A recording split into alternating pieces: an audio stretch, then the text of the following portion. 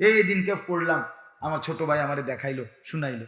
এক মানুষ আপনার সে 29টা গাছ মোট দীর্ঘ কত 18 বছর না 17 বছর লাগাইয়া বড় করছে। একটা গাছ বেইচা হজ্জের রেজিস্ট্রেশন করছে, আর বাকি 28টা গাছ বিক্রি করে হজ্জের টাকা মিলাইয়া আল্লাহর ঘরে গেছে।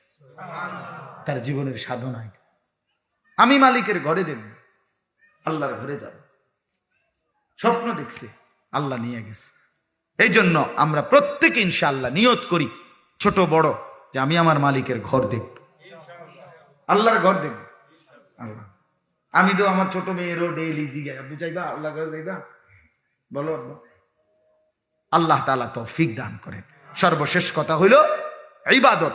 আল্লাহ বলেন আমি প্রত্যেক জাতির জন্য ইবাদত রেখেছি, অতএব ইবাদত ছাড়া মানুষ হয় না। তাই আবারও বলি, যার কপালে সেজদা নাই, এই ছেলে তুমি মানুষ না, মনে রাখো তুমি কোনো মানুষ না।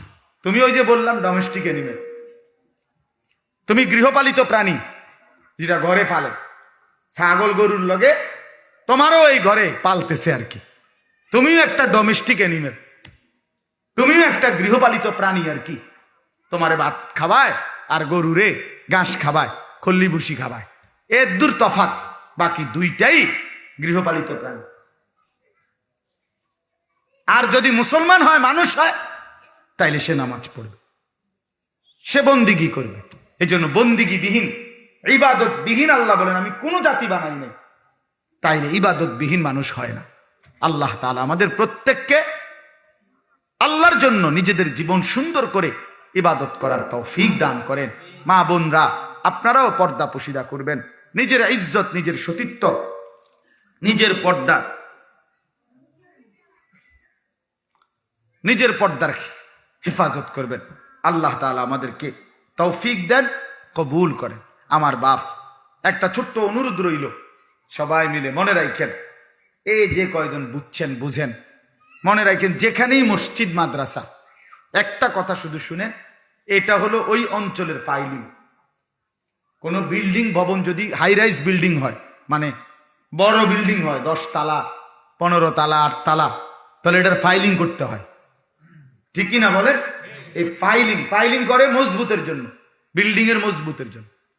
বিশ্বাস করেন, কোন অঞ্চলে আল্লাহর গজব আযাব থেকে বাঁচবার জন্য ওই অঞ্চলের, ওই এলাকার আপনার মসজিদ মাদ্রাসাগুলো হলো ওই এলাকার পুরা মহল্লার ফাইলিং। সবাই যখন ঘুমায় রাত গভীরে, মাদ্রাসার বাচ্চারা তখন জেগে ওঠে।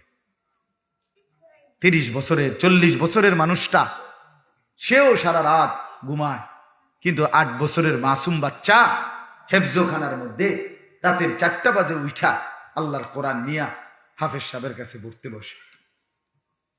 এদের বরকতে আমার শায়েখ আল্লামা মুফতি মুশতাকুন নবী সাহেব হযরত বলে, যেখানে আল্লাহ তাআলা মানুষের নাফরমানির কারণে আযাব দিতে চায়, আবার যখন দেখে রাত গভীরে কোনায় কোনায় বিভিন্ন মাদ্রাসা থেকে ছোট ছোট বাচ্চা উঠে গেছে, আল্লাহর কোরআনটা নিয়ে বসে গেছে, তো আল্লাহ তাআলা বলে, চাইছিলাম আযাব দিতে রে, কিন্তু তোদের মতো এই ছোট্ট বান্দার জন্য আমার কোরআন নিয়ে বসলি, আমারে সেজদা করলি, যা তোদের বরকতে বাকিদেরকে মাফ করে দিলাম।